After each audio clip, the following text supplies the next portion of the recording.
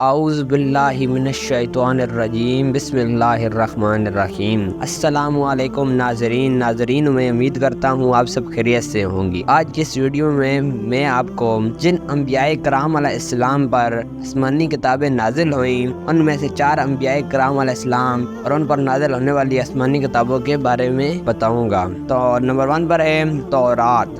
حضرت موسیٰ علیہ السلام پر نازل ہونے والی کتاب کا نام تورات ہے۔ نبی کریم صلی اللہ علیہ وآلہ وصحبہ وسلم کے بعد قرآن مجید میں سب سے زیادہ جس نبی کا ذکر ہے وہ حضرت موسیٰ علیہ السلام۔ حضرت موسیٰ علیہ السلام نے فرعون کے سامنے انتہائی جرأت سے حق کا پیغام پہنچایا اور اپنی قوم بنی اسرائیل کو فرعون کی غلامی سے نجات دلا کر آزادی عطا فرمائی۔ نمبر 2 پر ہے زبور۔ حضرت داؤد علیہ السلام پر نازل ہونے والی کتاب کا نام زبور ہے۔ حضرت داؤد علیہ السلام حضرت یعقوب علیہ السلام کی اولاد میں سے ہیں۔ اللہ تعالیٰ نے آپ کو نبوت کے ساتھ بہت بڑی بادشاہت بھی عطا فرمائی۔ آپ نے ایک زبردست اور وسیع سلطنت قائم کی۔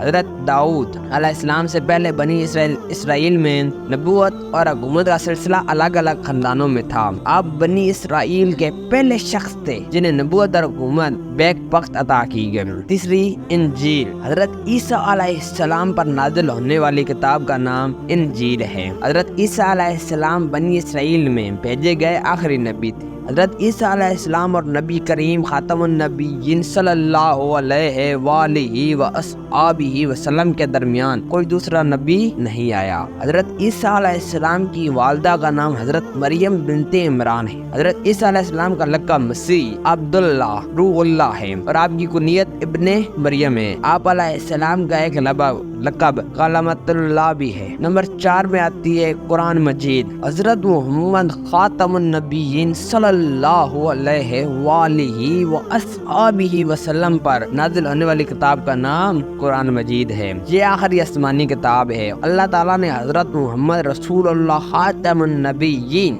صلی اللہ علیہ وآلہ وصحبہ وسلم پر دین اسلام کی تعلیمات کو مکمل کر دیا۔ اس لیے انسانوں کی کامیابی اور نجات کا واحد راستہ قرآن مجید پر عمل اور نبی کریم خاتم النبیین صلی اللہ علیہ وآلہ وصحبہ وسلم کی اطاعت ہے، کیونکہ حضور خاتم النبیین صلی اللہ علیہ وآلہ وصحبہ وسلم کی آمد سے انبیاء کرام علیہ السلام کی پچھلی تمام تر شریعتیں منسوخ ہو گئیں۔ اب نجات کا واحد راستہ حضور خاتم النبیین صلی اللہ علیہ وآلہ وصحبہ وسلم کی اتباع اور آپ کی شریعت پر عمل کرنا ہے۔